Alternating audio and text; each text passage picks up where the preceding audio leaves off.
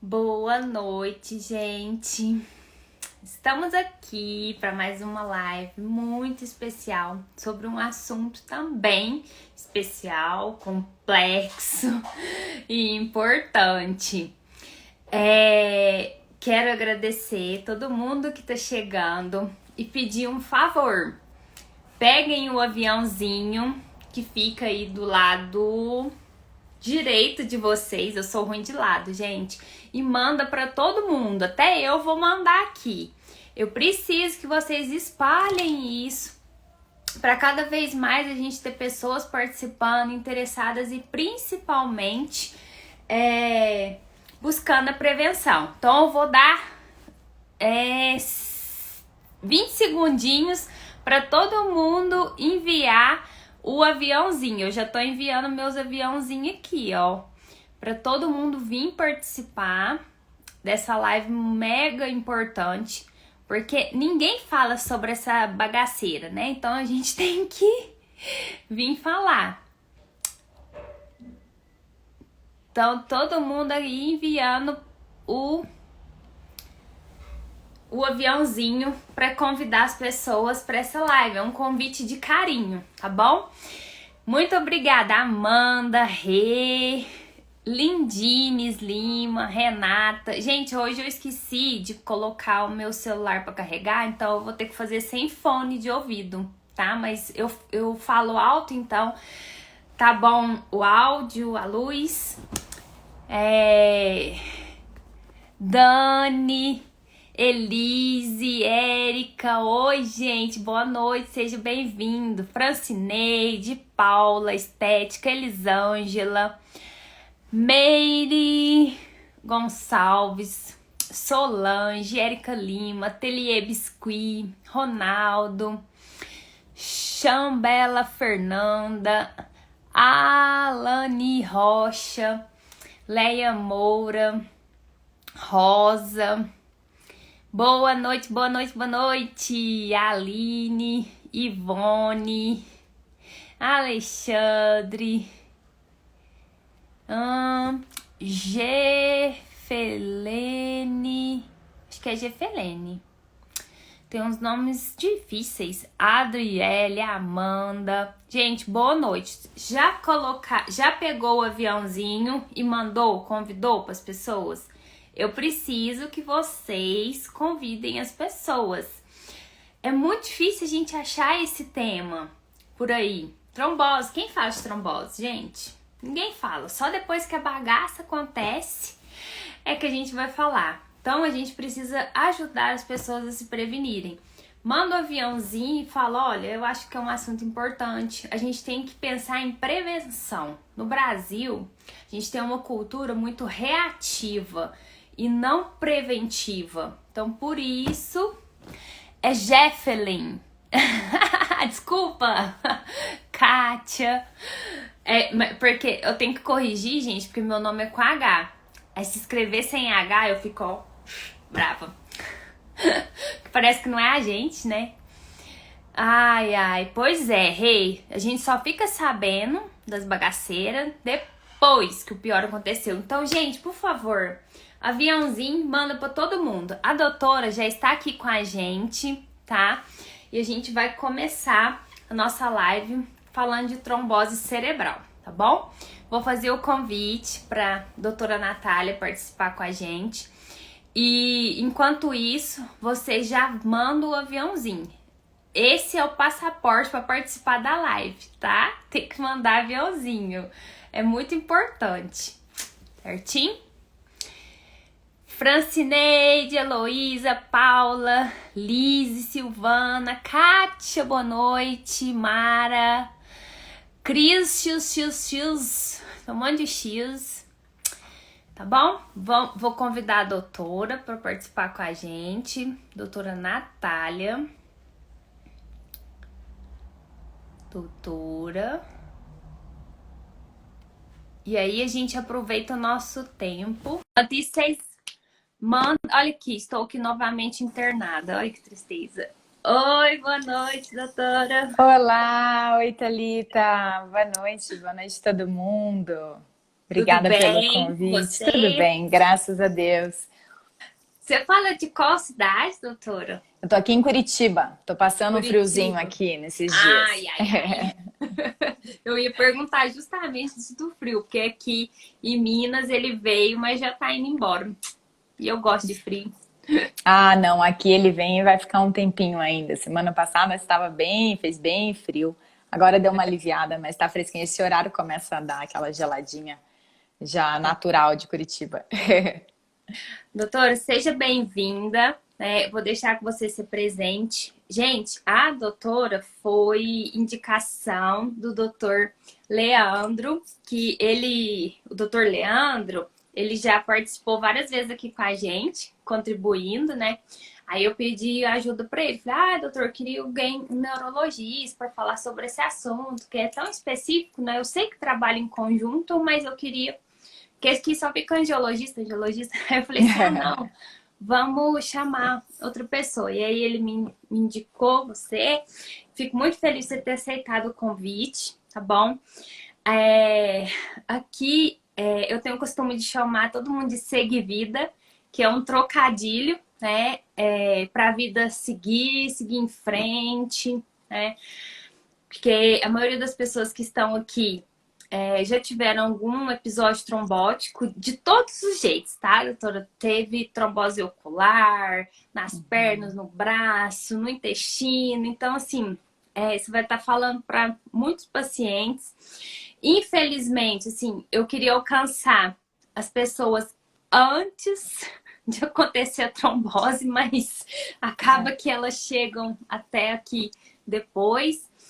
E aí eu quero aproveitar, né, como a gente conversou um pouquinho antes, aproveitar esse tema para explicar para as pessoas o que é a trombose cerebral, sinais, sintomas, para elas terem consciência da gravidade, da importância e de buscar um tratamento profissional, tudo certinho, tá bom? Sim. E aí depois a Bom, gente vai para aquelas perguntinhas. boa, boa. Bom, primeiramente eu queria agradecer o convite, Thalita. Obrigada mesmo desde o início, sempre tão atenciosa. O Leandro estudou comigo, a gente fez graduação juntos, ele foi um ano na minha frente, na verdade, lá na Universidade Estadual de Maringá. Então foi Ah, que dali que eu legal! conheço ele, sim. E eu acabei fazendo neurologia em São Paulo, fiz lá no IANSP, no Hospital do Servidor Público Estadual.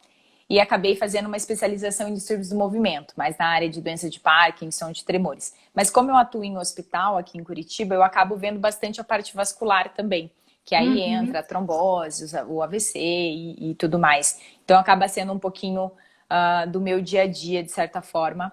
E vai ser um prazer poder ajudar vocês. E acho que é isso que você comentou mesmo, a grande importância desse canal aqui. É que a gente, claro, traga informação cada vez mais e que a gente consiga, em algum momento, começar realmente a trazer esses pacientes, essas pessoas antes disso acontecer, né? Se a gente Isso. conseguir, de certa forma, levantar uma pulguinha que sirva para que a gente previna ou que a gente descubra algum fator que poderia causar isso lá na frente, acho que o nosso papel aqui já vai ter sido feito com muita satisfação, né? Com O certeza. objetivo será atingido. Aham, Exatamente. com certeza. Mas eu acho assim, eu acho que agora, diante dessa situação, por que que a trombose venosa ganhou muito volume, né? Muito altar, muito público, é por conta da pandemia, né? O Sim. Covid-19 veio para levantar esse tema e trazer à tona a trombose venosa, que nem todo mundo conhecia, não sabe muita diferença de quando eu estou falando de AVC, quando eu estou falando de trombose.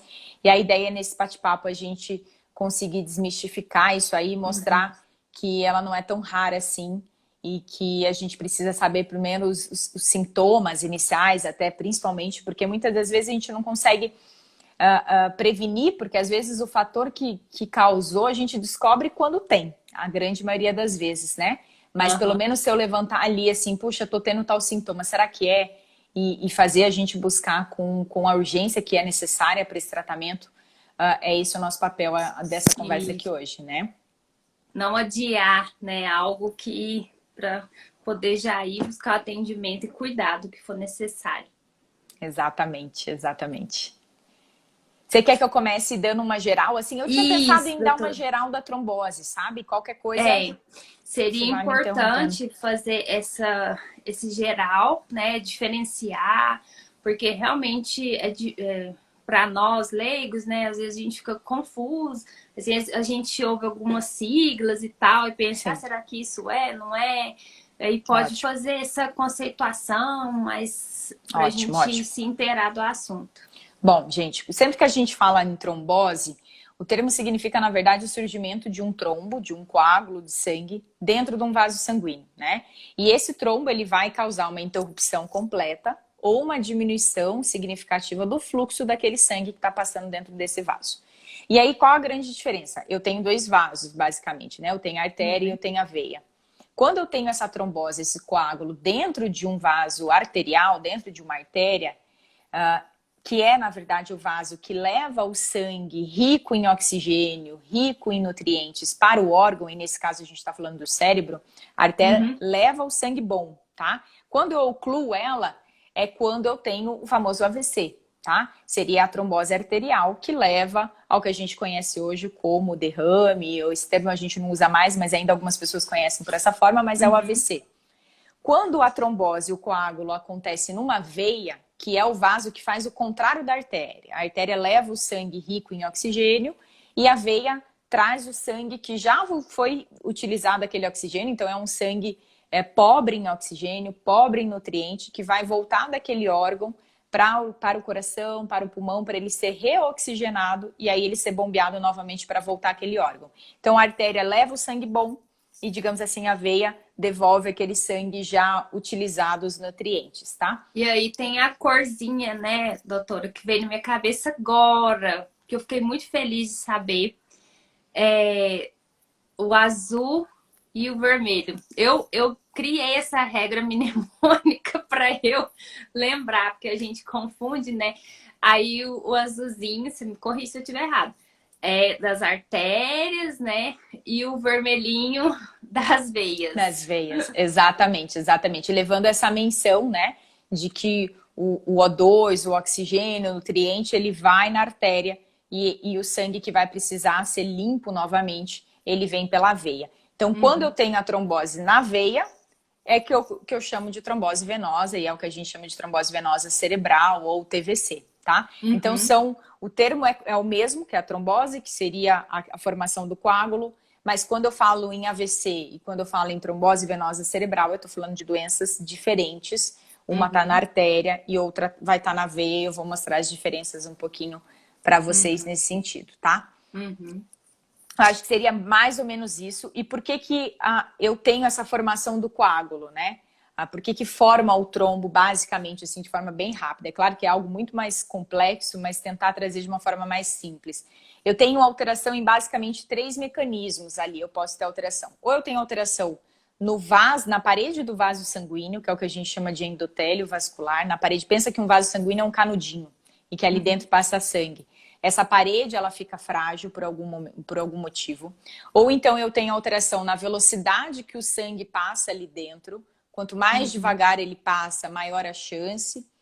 E ou então eu tenho alteração da composição daquele sangue, né? Da viscosidade do sangue que passa ali. Digamos, quanto mais grosso, quanto mais espesso, ali eu tenho uma chance de fazer uma trombose. Então, pensando que o que vai causar eu alterar a parede do canudinho, a parede da artéria? Aterosclerose, né? Que é aquele acúmulo de plaquinha de gorduras, de colesterol. Então, o que faz isso? Diabetes, sedentarismo, aumento de colesterol, tabagismo, tudo isso vai Uhum. facilitar essa doença, pressão alta. Eu vou fazer lesão da parede do vasinho e é como assim, imagina, eu vou tendo, são doenças crônicas, diabetes, hipertensão, obesidade. Então, eu vou aos pouquinhos lesionando aquele vaso, vou aos Uhum. pouquinhos. Em algum momento, ele vai fazendo cicatriz em cima de cicatriz e aí é como se ele ocluísse, tá? Uhum. Na questão da velocidade do fluxo do sangue, o que faz isso, né? O que altera? Ou eu posso ter a lentificação desse vaso, desse sangue passando, então eu tenho desidratação fazendo isso, eu tenho situações em que fazem uma hipotensão, uma queda da pressão muito brusca, eu posso ter isso, ou eu tenho turbilhamento daquele sangue, é quando eu mando um sangue por algum motivo, em vez dele ir fluido, conforme a batida do coração, ele vai turbilhonado, como se fizesse bolhas ali dentro. Então, por exemplo, algumas arritmias cardíacas facilitam isso, tá? E por fim, a alteração da composição do sangue, que é o que a gente chama das trombofilias e alterações de fatores que facilitam a coagulação, né? Que entra aí a gravidez, facilita isso. As mulheres estão lascadas, né? Exatamente. O anticoncepcional faz isso. Mas a gente também tem que lembrar, por exemplo, desidratação, pacientes que sofrem trauma muito grande, um politrauma ou grandes queimados pode facilitar isso. Então, assim, cirurgias grandes, câncer, neoplasias, Então, isso fazem. Então, assim, eu tenho várias, quando eu cito esses 3 fatores, na verdade eu estou falando de várias situações que vão levar a uma alteração ou outra desse tripé, que é o que a gente chama de tríade de Virchow, e que vai lá no futuro facilitar essa formação do trombo. E aí, quando você falou, assim, basicamente dos os fatores de risco, né? Aquilo que pode acontecer, tanto no nosso estilo de vida ou de questões hereditárias que podem acometer ou levar a um episódio de trombose cerebral. Em outras lives anteriores, a gente viu que o mais comum é acontecer nos membros inferiores, né? Então, quando a gente fala de trombose cerebral, a gente já vê, assim, entre aspas, né? Que seria uma trombose não rara, mas incomum, Sim. diferente do que está previsto, né? Que geralmente acontece nos membros, como foi meu caso e a maioria das pessoas. Então, assim, de modo específico, o que levaria, né, a acontecer justamente no cérebro, né, e não em outros lugares, vamos dizer, nesse sentido. Na Assim. verdade, Thalita, eu não tenho algo assim, o fator de risco acaba sendo os mesmos, tá? Os mesmos, Ele é entendi. realmente bem mais raro, é um tipo de E isso é trombose bem mais importante a rara. gente saber, que não vai Sim. ter algo específico Não para. é algo a Ó, mais. isso. Não, é aquela sortezinha de eu cair na minoria, tá? Para você ter uma ideia assim dos AVCs, a gente fala que trombose está responsável ali em torno de 0,5 a 1% das isquemias, né? Eu tenho uma trombose venosa cerebral. E quando eu tenho sangramento intracraniano, isso vai para 5%. Então, assim, não é tão frequente mesmo, sabe? É raro. Mas os fatores de risco são os mesmos. Assim como eu posso fazer essa formação da cicatriz lá no vaso da perna, eu Pode posso ter fazer. isso na cabeça. E o que acontece? Às vezes os vasos da cabeça eles são bem mais finos, né? Então a gente tem, claro, o mecanismo do tromboembolismo, de às vezes eu fazer um trombo, e aí pensando principalmente ali fazendo um trombo, isso tanto no mecanismo arterial quanto venoso a gente pode ter, mas eu ter uma embolia, né? Que é o trombo se forma em um lugar e ele E vai. escapa e vai parar num vasinho mais fino, que geralmente ali é cabeça, pulmão ou coração, né? Então, assim, não existe algo muito específico, os fatores de risco acabam sendo os mesmos, tá? Então, é bom a gente pensar que se a gente cuidar da saúde de forma geral, a gente está evitando vários tipos de trombose. A trombose em si, não importa onde ela aconteça. Né? Lembrando agora que existem situações assim extras, né? Por exemplo, eu tenho trombose venosa cerebral que vem associada a uma infecção. E aí, por exemplo, eu tenho uma meningite, eu tenho uma Tá. infecção de ouvido grave que complicou, fez uma meningite. E aí acabo fazendo essa trombose do cérebro, né, dos vasos cerebrais, por proximidade. Porque ali eu tô Entendi. com a infecção e ela acaba causando a inflamação do vaso porque tá ali próximo, né? Mas de forma geral, pensando que as infecções não são a causa mais comum realmente de trombose, a imensa maioria das vezes eu tenho os mesmos fatores, cigarro, aterosclerose, eu tenho uso de anticoncepcionais, eu tenho neoplasia, acabam sendo os mesmos fatores para os outros tipos de trombose, tá? E aí, seguindo o que a gente já tinha pensado, e até surgiram as perguntinhas aqui, com relação, porque em outros locais, por exemplo, na perna, a gente fala de inchaço, que é o edema, a alteração da temperatura da perna, da pele e tal, a dor. E e com relação à trombose cerebral, como que seria assim o alerta, né? O pisca-alerta, Os os sintomas, né? sinais e os Sim. sintomas que pra gente cuidar, né? E saber falar com o médico. Eu lembro que eu já fui, né, em consultas depois da trombose. E eu chegava e falava assim, ó, doutor, tá doendo assim, assim, assim, pra gente explicar, né? Pra ele entender toda a questão clínica, porque eu sei que sinusite, cada local que dói tem um jeito, né? Como que Sim. seria esses sinais e sintomas, doutor? Tá.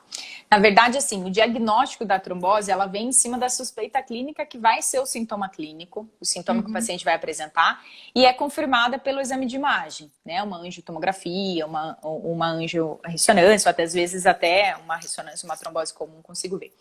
Mas quais são os sintomas? Eu vou ter sintoma, a trombose vai causar sintoma, e eu falando da trombose venosa, tá, gente? Não do AVC em si. Eu vou ter sintoma basicamente por dois motivos. Quando eu formo ali a trombose na veia, o que acontece? O sangue que está saindo do cérebro, ele diminui a velocidade que ele sai ou ele para de sair, digamos, por aquele vaso, né? E aí eu começo a acumular sangue já venoso, ou seja, aquele sangue pobre em oxigênio, eu começo a acumular ele dentro do cérebro ainda, porque ele não consegue dar vazão, ele não drena. E isso vai levar ao aumento de uma pressão intracraniana. Então, esse é o principal mecanismo de sintoma da trombose. Eu tenho um aumento da pressão intracraniana que vai levar ao sintoma mais comum, que é a dor de cabeça, que eu já vou explicar um pouquinho melhor como ela é. O outro mecanismo de sintoma causado pela trombose é quando eu tenho lesão cerebral. É como se quando eu faço o AVC, ou digamos assim, um infarto, que daí não vai ser arterial, que o AVC a gente sempre fala pensando numa lesão cerebral causada por artéria, né? Mas eu tenho uma lesão da célula do cérebro em si. Por quê? Quando eu faço essa trombose, ela é muito extensa ou ela é muito prolongada, a gente não descobriu ela, eu já tenho mais tempo, eu posso levar esse aumento da pressão considerável, eu vou acumulando o sangue a ponto daquelas células ali ao redor sofrerem e morrerem. E aí eu tenho um infarto, tá? Aí eu tenho um infarto venoso, ou então, em vez dele morrer, aquela célula morrer, ela pode se romper e sangrar, que é quando eu tenho um sangramento intracraniano. E aí, quando eu tenho esse infarto, seja ele que sangrou ou não, eu vou ter sintoma decorrendo do local do cérebro onde isso acontece. Pensa que o nosso cérebro é como se fosse um mapinha ali. Cada área, eu tenho uma área que comanda o controle da mão, o controle da perna, o comando é cruzado, né? O nosso cérebro direito, ele comanda o nosso corpo esquerdo e vice-versa. Eu tenho a área da fala. Então, os sintomas que vão decorrer disso vai depender não necessariamente do mecanismo. Ah, foi uma trombose venosa ou foi um AVC. Não, vai depender do local onde isso aconteceu. E aí, o mais comum quando eu tenho esse infarto seria eu ter a fraqueza de um membro ou da mão ou do pé, da perna, ou até mesmo completo, mas como ela costuma ser mais superficial, acaba sendo ou mais mão ou mais pé. Mas pode vir com alteração de fala, que a gente chama de afasia, é aquela sensação que às vezes o paciente acha que está confuso, mas não é isso. Ou eu tenho uma dificuldade de me expressar, eu entendo perfeitamente o que você está falando, eu quero me falar e eu não consigo. Não sai a palavra, ou então sai uma palavra, mas sai outra coisa, eu quero falar copo e sai caderno, uma coisa, e eu percebo que eu estou falando errado. Ou o contrário, eu falo frases comuns, assim, eu faço uma linguagem mais fluente, mas não faz sentido. Você me pergunta, oi, tudo bem? Eu falo, sei lá, o céu é azul, tá? Então isso parece como alteração de fala, mas parece como confusão. Esses seriam os sintomas mais específicos de uma situação de infarto, que não é o mais comum, tá? Disparado, o sintoma mais comum é decorrente ao aumento da pressão intracraniana e aí é a dor de cabeça. E como que eu vou pensar assim, poxa, então toda dor de cabeça pode ser, né? Quando que eu vou levantar o nosso alarme para isso? A dor de cabeça da trombose em si, ela não tem uma característica muito assim, isso aqui é o padrão clássico de uma trombose, igual a gente tem como enxaqueca e tudo mais. O mais comum, expressivo ali que a gente chama, ela tende a ser uma dor de cabeça holocraniana, então difusa na cabeça toda. O grande chamativo, ela é gradativa, ela vai piorando. Eu não tenho aquilo, eu tenho hoje, passo uma semana sem, depois eu tenho de novo. Não, ela vai progressivamente, porque se eu tenho a trombose e eu não trato, a trombose vai aumentando. né? E Isso. a pressão intracraniana vai aumentando consequentemente. Então, ela é uma dor de cabeça que ela tende a progredir. Ela pode, claro, você tomou um analgésico, ela pode aliviar, mas logo depois ela vai voltar. Então, ela tem essa característica progressiva em torno de dias, de semanas, tá? Uhum. Pode vir com outros sintomas? Sim. Pode vir um sintoma, né, de pressão intracraniana aumentada, é a dor de cabeça associada a vômito, nem sempre associado com náusea. Eu posso ter aquele enjoo antes de ter o vômito, ou vem aquela que a gente chama de vômito em jato. Não é que o vômito vai lá longe, é que na verdade a gente não tem o enjoo. Do nada vem aquele Aham. vômito, tá? Eu posso ter alterações visuais, então, ou uma turvação visual, ou então ver duplo. E isso acontece, a Uhum. visão dupla às vezes acontece porque eu tenho alteração de um nervo craniano que ele faz a movimentação dos olhos. Então ele pode fazer um estrabismo, o olho voltar para dentro, assim, um dos olhos, sabe? Ficar. E aí isso vai fazer o paciente enxergar duplo. Isso é um sintoma que chama bastante atenção. Sempre que eu tenho Uhum. dores de cabeça progressiva associada à visão dupla, isso tem que ser pensado como trombose venosa, como hipertensão intracraniana. Mas eu posso Uhum. ter, em casos mais graves, alteração do nível de consciência, começar a ficar mais sonolento. Eu posso ter crise convulsiva, também é um sintoma bem mais comum no infarto venoso, no infarto da trombose venosa, do que no infarto de AVC. Dificilmente um paciente com Uhum. AVC vai abrir o quadro fazendo crise convulsiva, mas na trombose venosa cerebral isso é comum, tá? Então o Entendi. mais chamativo é essa dor de cabeça disparado. Ela tende a ser uma Uhum. dor de cabeça também que chama atenção, que piora quando a gente está em decúbito, deitado ali. Então é aquele paciente que começa a dormir com mais travesseiros, porque daí eu fico com a cabeça um Ah, pouco mais elevada. E mais por que isso elevada. acontece, né? O nosso cérebro ele é banhado por líquido. E esse líquido ele corre, né, ao redor da nossa coluna ali, da medula. Pela ação da gravidade, quando a gente sai do decúbito, do deitado e eu levanto, esse líquido ele escorre um pouquinho. E com isso faz diminuir a pressão dentro da cabeça. É claro que Olha. isso acontece de uma forma muito sutil a ponto da gente no dia a dia não perceber isso, né? Mas se eu tenho um aumento da pressão dentro da cabeça, quando eu deito, porque eu não tenho ação da gravidade ali, ela vai ficar maior. Quando eu Uhum. levanto, ela abaixa aquele líquido, abaixa um pouquinho que for na pressão intracraniana, mas esse pouquinho que abaixa já me alivia a dor. Então tem essa característica também da dor piorar quando deitado e aliviar quando senta ou quando levanta, pode ser um indício Uhum. também dessa situação, sabe? Uhum. Então, todas essas questões vai depender do relato, né? Daquilo que o paciente vai trazer para vocês no consultório. É, mas, assim, para fechar um diagnóstico, sempre é solicitado um exame de imagem, né? Sim, sim. Até mesmo porque essas características que eu dei da dor de cabeça é a dor de cabeça secundária ao aumento da pressão intracraniana. E, na verdade, existem outros motivos para isso acontecer, né? Uhum. Se eu tenho, por exemplo, um tumor que ele está grande o Entendi. suficiente a ponto de aumentar a pressão intracraniana, se eu tenho, existe uma entidade que chama hipertensão intracraniana idiopática, que você olha o cérebro, eu não tenho nada, eu não tenho trombose, mas eu tenho um aumento da pressão porque eu produzo muito líquido, esse líquido que eu falei que banha o cérebro. Uhum. Então, isso também é uma situação. Então, assim, realmente, eu caracterizo que a dor de cabeça é de padrão do aumento da pressão intracraniana e aí eu vou pesquisar qual é a causa desse aumento da pressão. Então, realmente, eu preciso da confirmação com imagem, tá? Uhum. Às vezes eu consigo ver isso numa trombose, numa tomografia simples, numa tomo com contraste simples, mas às vezes eu preciso fazer uma angiotomografia. Às vezes, se você fica na dúvida, a gente tem que fazer até, às vezes, uma arteriografia. E são casos mais raros, assim, a maioria das vezes uma angiotomografia venosa já vem super bem a Já. calhar ali. Às vezes a gente já tem essa ideia logo no início, então você nem faz tomo, você já vai direto para angiotomo. Então Uhum. são exames que você faz em pronto-socorro na maioria dos lugares. Então, assim, não é um exame tão complexo, tão difícil, ele é acessível, assim, na maioria dos lugares, sim, Aham. sabe? Que ótimo. E com relação ao tratamento, tem algo que é específico? Porque nos outros casos, o que é mais comum, né, pra gente, considerando os membros inferiores? É anticoagulação e o uso das meias, né? E, por exemplo, se for no braço, tem abraçadeira, tal, né? E no caso da trombose cerebral, tem algo que é específico nesse cuidado, que tem que ter uma atenção diferenciada? Na verdade, o tratamento ali vai ser a anticoagulação, tá? Vai ser os remédios mesmo. Não, eu não vou ter um outro mecanismo ali não medicamentoso. E por que que a gente faz o tratamento? Uma, porque eu previno daquele trombo aumentar, daquele trombo já existente aumentar. Eu aumento a chance dele recanalizar, então eu tô com o trombo lá, de eu conseguir ir furando e o sangue conseguir passar, porque às vezes eu não preciso limpar totalmente aquele canudinho, né, para o sangue passar total. Às vezes eu aumentando um pouquinho ali, eu já tô ganhando, né? Eu mantenho Uhum. a circulação, a drenagem do cérebro. Às vezes Fluindo.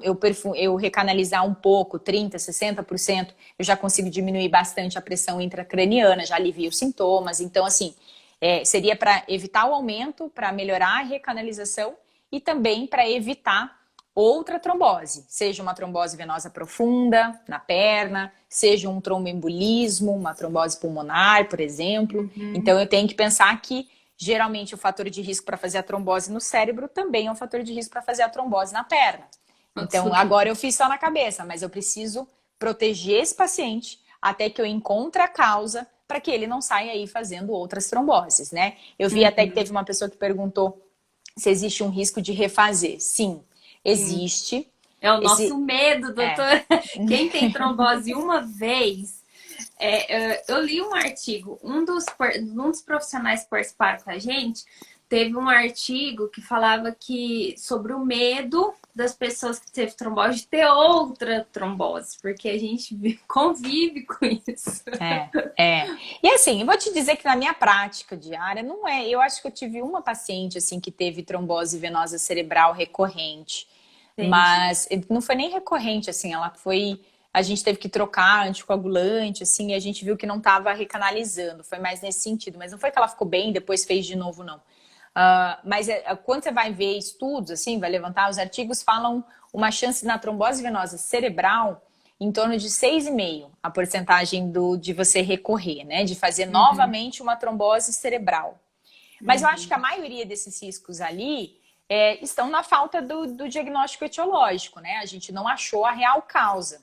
Lembrando que, assim, eu vi que tem uma pessoa, uma pessoa que colocou que está investigando a causa dela ainda. Muito das Uhum. doenças que a gente pesquisa como trombofilias, o resultado não vai sair no ato, Não. né? A gente faz o exame, muito desses exames de sangue, eles podem vir em falso positivo ou a maioria deles falso negativo naquela fase aguda. A gente vai ter que repetir depois de 3, depois de 6 meses esses exames. Então, assim, geralmente para eu falar assim, não tem mesmo uma trombose, uma causa genética, né? Uma trombofilia, alguma coisa do tipo que vai me fazer talvez deixar você com anticoagulante ad eterno, né? Por tempo indeterminado. Isso vai levar tempo. Eu vou ter que repetir esse exame daqui 3 meses, vou ter que repetir daqui 6 meses. Então, a gente precisa atuar meio rápido ali e depois a gente vai procurando a causa. Então, o maior mecanismo de repetir é porque eu ainda não achei a causa. Ou eu não tirei os fatores, né? Aquele paciente que Uhum. continua com cigarro, que continua sedentário, que eu não faço um controle adequado, um tratamento para obesidade, para diabetes, para aterosclerose. Então, assim, é uma doença que vem, assim como quase todas, principalmente na neurologia, né? Doenças crônicas, quando tem doenças agudas na neurologia, geralmente são complicações de outras doenças. Eu preciso Uhum. realmente rever todo o meu estilo de vida para que eu Exato. consiga, de forma eficaz, prevenir lá no futuro, Uhum. né? O tratamento dessa Exatamente. aqui é a anticoagulação, mas pensando lá na frente para eu evitar, vai envolver muito mais do que só tomar medicação, né? Porque até surgiu uma pergunta falando da prevenção. E a prevenção está relacionada eu penso que a trombose como um todo, não só específica a trombose cerebral. E a questão do estilo de vida, né? Como que os hábitos, né? Eu aqui mostro, né? Todo dia eu tento fazer 20 minutos de exercício. Eu tenho até uma frase que fala assim: água parada da dengue, gente parada da trombose. Porque é uma mudança que a gente precisa colocar na nossa vida, como se fosse o nosso remédio. Porque se a gente vê, vou falar especificamente sedentarismo, porque a gente está vivendo a questão da pandemia, e esses dias eu estava lendo que houve um aumento de trombose, que as pessoas estão trabalhando em casa, não estão saindo para se exercitar, e no caso foi dos membros, né? Mas isso é com relação ao estilo de vida e esse momento que a gente está vivenciando, né, doutora? Sem Então, dúvida. e aí a gente não cuida disso. Às vezes a pessoa não tem trombofilia, não tem, assim, é relativamente saudável, não fuma, não bebe, mas é sedentária.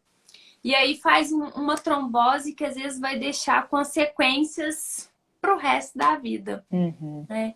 Então, quando a gente pensa em prevenção, a palavra de ordem é uma mudança no estilo de vida, né? Sim, Para a gente ter esse cuidado. Eu sem dúvida. acredito que aí no consultório você deve lidar muito, né? Perguntando, ó, e o cigarro?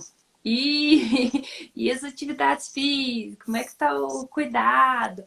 Aquele hábito que a gente às vezes não tem, o check-up. Eu falo, se a gente soubesse quanto que fazer um check-up assim geral, uma vez por ano, quanto que nos ajuda a prevenir de tantas Sim. coisas, né?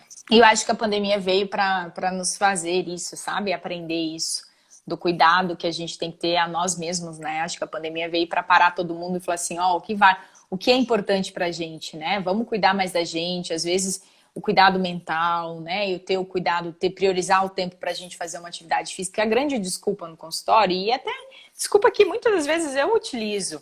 Ah, eu não tenho tempo. Não tenho tempo de fazer uma academia, não tenho tempo disso. E, na verdade, tempo a gente programa, gente, né? Não, ele não é mais para quem faz academia todo dia.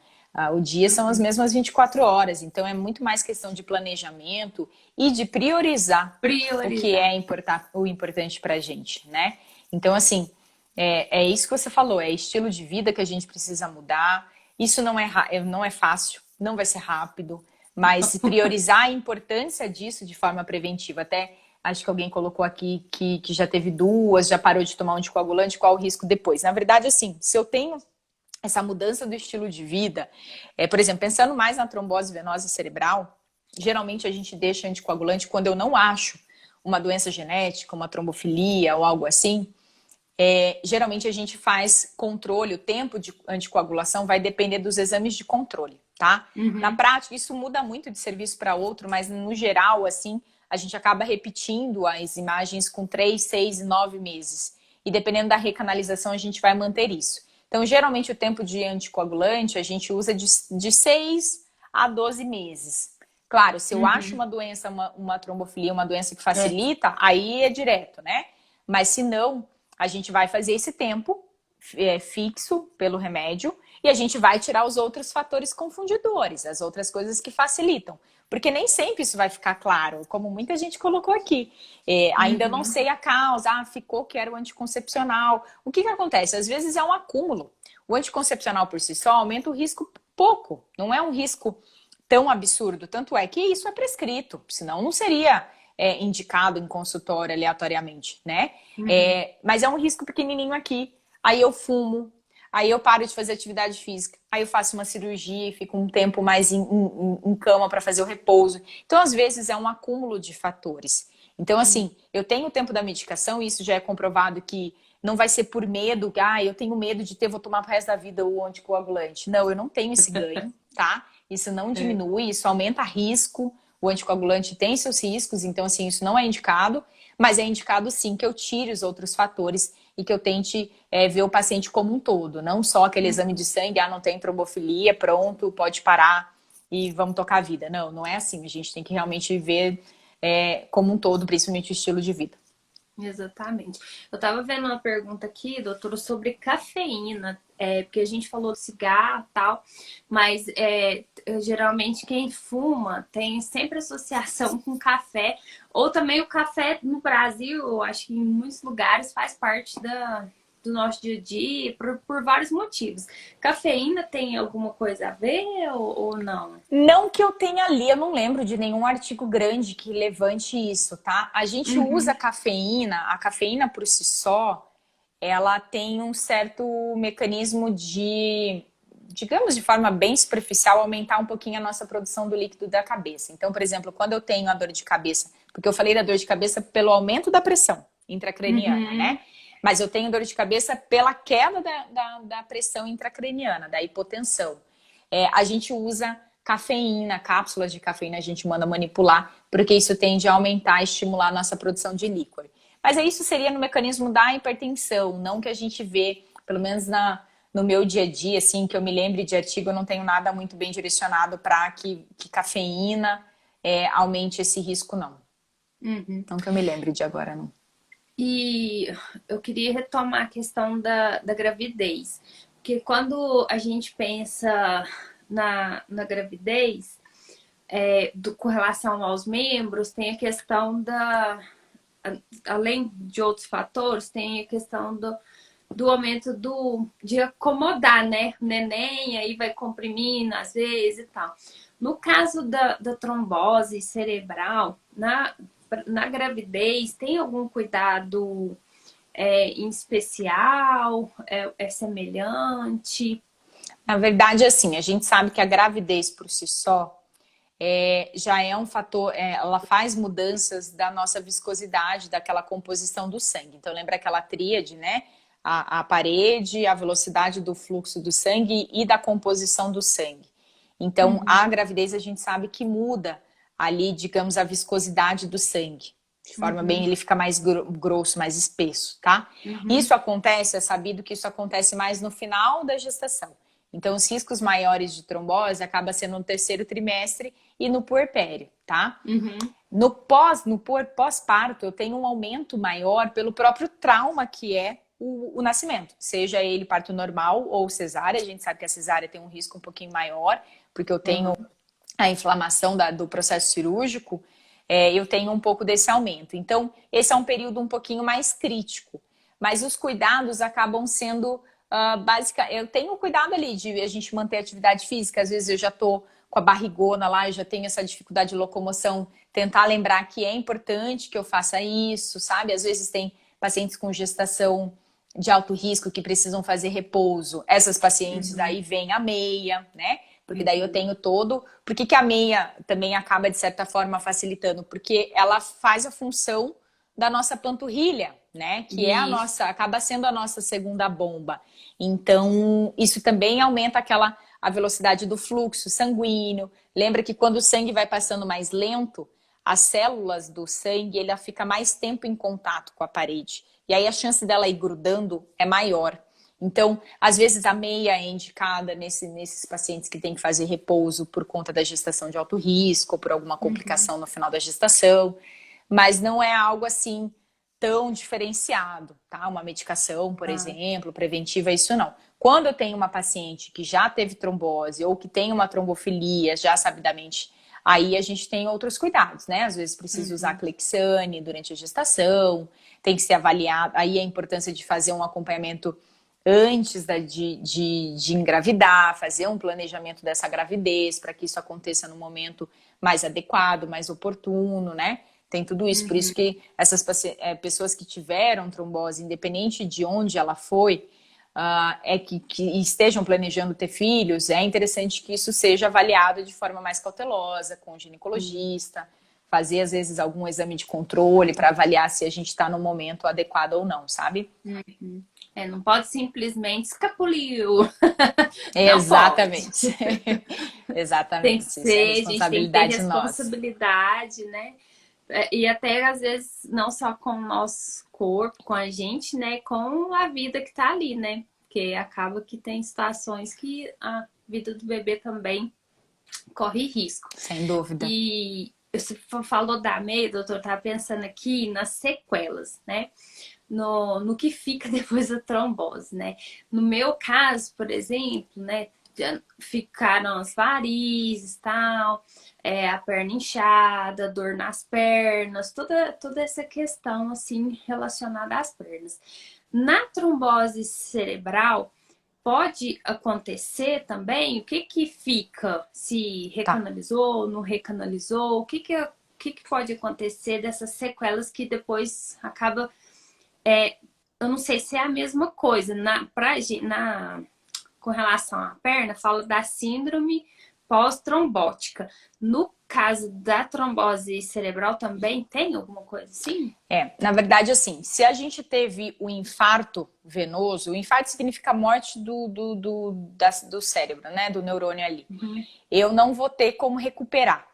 Às vezes isso pode deixar sequela ou não, assim como você pode conhecer pacientes que teve AVC, teve sintomas, ficou com o braço fraco e depois recuperou.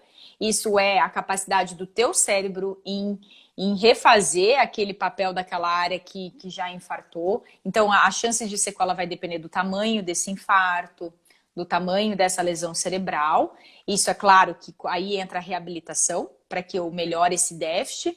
Tá? De fala, de força, mas pensando na dor de cabeça em si, na imensa maioria das vezes a gente tem um controle bem satisfatório pós a recanalização. O que acontece é assim, eu tenho pacientes que tinham enxaqueca, teve a trombose, e aí eu tive uma piora da enxaqueca no pós, eu tenho pacientes que podem ficar por um pouquinho mais de tempo com essa síndrome da hipertensão intracraniana, então às vezes a gente tem que entrar com medicação que diminua a nossa produção de líquor, que é um jeito de eu baixar a pressão intracraniana e melhorar o sintoma. Então, às vezes, não é só, pensando na dor de cabeça, não é só eu entrar com anticonvulsivante, com anticoagulante. Às vezes eu tenho que entrar com medicação para dor, controle de dor crônica. Mas isso, na maioria das vezes, não é para o resto da vida, tá? A gente faz ali ciclos, 3, 6, 8 meses para esse controle. Às vezes a gente tem que fazer medições de pressão intracraniana. Eu vi que perguntaram como que a gente mede isso. Ou eu coloco em cirurgias, né, em casos mais graves, a gente coloca um medidor intracraniano, que é o que a gente chama de PIC, mas isso em casos mais de urgência. No dia a dia, a gente faz uma punção licórica, né? A gente coloca uma agulha aqui na coluna, que é para fazer aquela punção do líquor, que é o líquido da coluna. E eu meço, assim que eu coloquei a agulha ali, que está saindo o líquido, a gente coloca num medidor de pressão, então eu consigo avaliar. Porque não é assim, direto, eu aumentei a pressão que eu meço aqui, é sinal que a minha pressão dentro da cabeça está aumentada. Não, ele não é. A gente tem essa proteção, tá? Eu tenho um mecanismo de proteção, que a pressão nossa arterial normal que a gente mede, ela pode subir, que não vai alterar tão significativamente a nossa pressão intracraniana. Mas a gente mede dessa maneira, com esse exame de líquor. Então, às vezes eu preciso fazer isso, às vezes eu preciso usar um remédio que eu tô vendo que a pressão ainda tá alta, tá demorando para recanalizar, ou mesmo recanalizou, mas ainda tá muito devagar o fluxo, eu tô com a pressão alta, a gente entra com medicações via oral mesmo, comprimido, que ajudam a diminuir a nossa produção de líquor dentro da cabeça e automaticamente diminuir um pouquinho a pressão, tá? Então, assim, tem essas situações. Se eu tenho crise convulsiva, a gente tem que entrar com anticonvulsivante também. Mas aí eu vou ter que tomar anticonvulsivante para o resto da vida? Não. Tratada a trombose, viu que recanalizou, eu já estou um certo tempo sem crise convulsiva, eu posso tranquilamente tirar a medicação anticonvulsivante. Mas não existe assim uma síndrome muito bem documentada de pós-trombose venosa. Seria a persistência desses sintomas da fase aguda da trombose por mais tempo. Entendi. Nossa, excelente, muito bom. Eu fico prestando atenção, às vezes até me perco aqui nas perguntas. Mas eu acredito que entre aquelas perguntas que a gente conversou, acho que nós conseguimos responder todas, né? Da gravidez, da retrombose, todas. Tá. E eu acho que perguntaram um pouquinho do Covid. Sim, do Covid e da vacina, que é o tema que mais aparece. Se puder falar um pouquinho desse cuidado, acho que é importante para tirar a ansiedade do pessoal. Boa. Do Covid, a gente sabe que o Covid ele tem sido uma doença que também altera aquela composição sanguínea, tá? Igual a gravidez, igual a anticoncepcional, igual tudo aquilo que a gente conversou. A maioria dos estudos tem mostrado um aumento maior do risco da trombose depois da fase inflamatória maior. Então, depois ali do 14º dia é quando a gente vê a maioria das tromboses, tá? A gente só fala em trombose venosa cerebral porque ela acaba sendo mais chamativa, né? Sim. Ela acaba... A gente teve ali acho que teve um jogador ou foi um jornalista que morreu no final do ano passado por uma complicação de trombose venosa cerebral por Covid. Então, assim, a gente tem esses relatos surgindo e aí, mas é gritante, muito mais comum eu ter trombose na perna do que na cabeça nos pacientes com Covid. Assim como isso também é a realidade fora o Covid, tá? Então, é que agora a gente fala bastante porque tá acontecendo, a gente tá imerso nessa pandemia, mas é algo que, sem dúvida, é muito mais comum eu ver trombose na perna, trombose de braço, pulmonar, do que necessariamente a craniana, tá? Não tem como também a gente meio que prevenir, na verdade entra ali como os cuidados da fase aguda do Covid. Eu não tô trabalhando na linha de frente de Covid, então confesso que eu não tô ali super mega atualizada no atendimento da fase aguda, mas eu tenho ali suas indicações, dependendo dos exames, dedímero, a indicação de entrar com anticoagulante numa fase inflamatória. Então, por isso que realmente importa esse acompanhamento, tá? É claro, a gente não tem aí um tratamento inicial, mas eu acho que esse acompanhamento realmente na fase aguda do Covid faz toda a diferença para que, não, eu vi que eu tô com dedímero alto, alguns exames estão mostrando que eu tô numa fase com risco maior de trombose, é a hora da gente começar a prevenir com anticoagulante. Na vacina, os riscos da vacina são muito pequenos, né?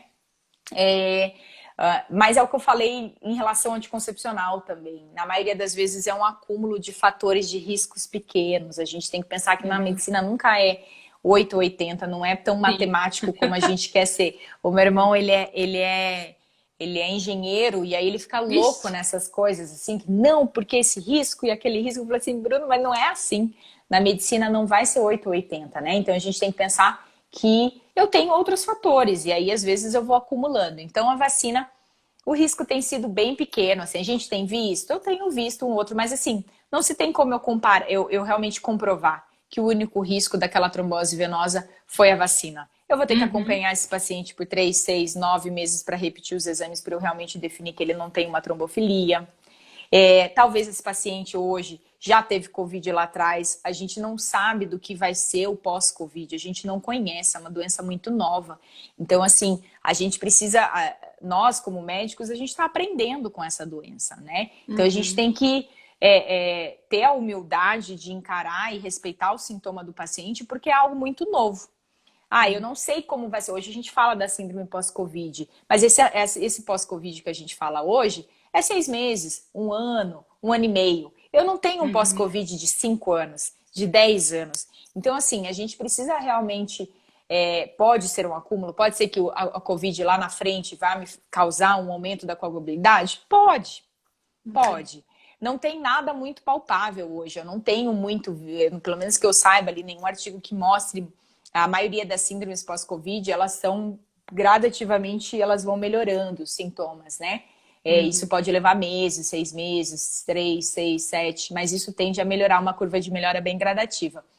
Mas a gente não conhece. Então, assim, o grande chamativo que eu queria deixar de alerta é reconhecer que essa dor de cabeça progressiva, que tem essas características, principalmente quando associado a algum outro sintoma neurológico, visual, a alteração de nível de consciência, essa piora quando deita, é algo que precisa de uma avaliação e de uma avaliação com urgência, sabe? Não é marcar um neuro para daqui 20 dias, para daqui 2 meses, não é. Tem um estudo grande que mostra que o atraso no diagnóstico da trombose venosa é muito significativo. A maioria delas, 60%, são reconhecidas depois de 1 semana.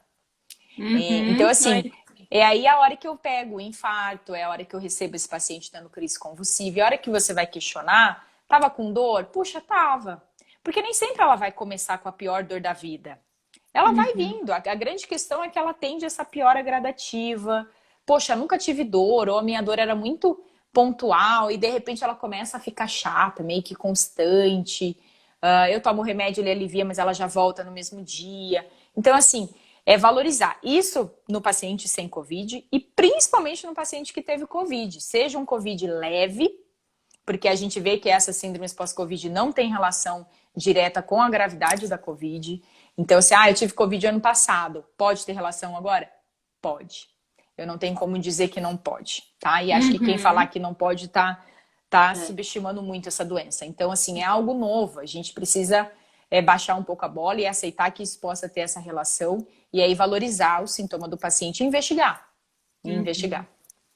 É, mas quando a gente fala, né, do medo, doutor, da vacina, é com medo de uma retrombose, no caso da gente que já teve. Mas se a gente for pensar da realidade que está acontecendo e pensar assim que os riscos, né, se a Covid evoluir para uma situação grave, os riscos de ter uma trombose, uma embolia, qualquer coisa mais grave, são bem maiores, né? Então a gente fica naquela relação custo-benefício, né? E que ninguém pode nos certificar de nada. A gente tem que ter Exato. consciência de que é a nossa escolha para um bem pessoal e coletivo e que a gente deseja que faça a diferença, né? Se a gente É que está... é bem isso, desculpe te interromper, mas é que essa questão assim do custo-benefício, né, do risco-benefício, isso é algo que é inerente à medicina. Toda vez que eu prescrevo um Exatamente. remédio, seja ele uma dipirona para dor de cabeça, eu tenho que pensar. Eu tenho que pensar no risco, eu tenho que pensar no efeito colateral, se vale a pena eu aceitar esse efeito colateral ali por um tempo inicial. Então, assim, Uhum. isso da gente pesar se vale ou não vale a pena, se esse é o momento ou se eu espero lá na frente, isso é inerente da medicina, que agora ficou muito mais evidente, muito mais Ficou. questionado, porque está todo mundo imerso nessas decisões, né? Mas eu acho que uma conversa muito clara com um médico que acompanha vocês, sabe? Eu acho que é fundamental, assim, medo, inseguranças. A gente tem, não adianta falar aqui que Uhum. não tenho risco nenhum. É, Não, gente, a gente não conhece o real, né? Vamos pesar, vamos ver qual é o risco, vamos pesar em que circunstância da pandemia que a gente está, vamos pensar em cuidar dos outros que estão ao nosso redor, vale a pena ou não, sabe? Assim, eu consigo fazer um isolamento por mais tempo. Então, assim, exatamente. são muitos questionamentos, né? O que eu acho é a gente conseguindo cuidar. Às vezes a gente pensa só no medo, no medo, no medo de remédio, se eu mantenho, se eu não mantenho, e o restante daquela mudança do estilo de vida que a gente comentou, a gente deixa pra lá. É, Eu tô morrendo de medo aqui, se eu mas não vacino, faço nossa, atividade física, eu não não paro mudo a de fumar. alimentação. Exato, sabe? Então, assim, é algo que a gente tem que ver que o negócio é muito maior do que a gente, né? Esse Uhum. risco, ele é inerente ao nosso estilo de vida. Então, a gente tem que pensar. É claro que os medos, a gente precisa viver. Eu falo que existem medos e sofrimentos que a gente precisa viver para que a gente consiga passar adiante e conseguir levar a vida de forma mais leve. O medo que Uhum. vocês têm de ter uma nova trombose é o medo que os meus pacientes têm quando tem um AVC. É o medo que o meu paciente tem quando recebe uma doença crônica, do que vai ser lá na frente. Então, assim, esse medo de quando a gente recebe um diagnóstico, ele não é inerente apenas na trombose. Ele vem como todo paciente que se vê. E principalmente, por que chama muita atenção na trombose? Porque são pacientes jovens, né? O paciente com AVC, eles tendem a ser pacientes mais velhos, um paciente com doença crônica, doença degenerativa, um Parkinson, vai ser mais velho na maioria das vezes, mas a trombose acontece jovem. Mas eu acho assim, o medo esse sofrimento, essa angústia, acho que merece ser vivida, tem que ser respeitada por vocês, mas que isso sirva para que a gente consiga repensar no estilo de vida que a gente está vivendo, sabe? Tem medo, tem sofrimento que vale a pena sofrer, tem questionamentos que não vai adiantar falar, puxa, mas será que, será que, será que? O que eu posso fazer para eu viver com esse será que comigo? Porque eu vou ter um risco a longo prazo. Eu não tenho um estudo que mostre muito que o risco de quem teve é muito maior do que quem não teve, tá? A maioria, esse 6,5 que eu falei, é de um estudo que, se eu não me engano, acompanhou por 10 anos, tá? Então, a Entendi. longo prazo, eu não me lembro aí, eu vou ficar devendo qualquer coisa até Não. posso pesquisar depois. Uhum. Se a gente tem, para mim, eu acho que esse risco acaba caindo quando eu não encontro, obviamente, a trombofilia, as causas genéticas, né? Então, assim, a gente realmente utilizar, eu acho que esses sustos que a vida nos dá, para que a gente repense o que vale a pena, como que a gente está levando a nossa vida, cuidar da gente. Às vezes a gente só olha cuidando dos outros, a gente vive cuidando dos outros, dos pais, dos irmãos, do marido, dos filhos, e o nosso tempo para Do cachorro, do periquito, do a gatinho. gente não tem, né? Então acho que é mais ou menos por aí.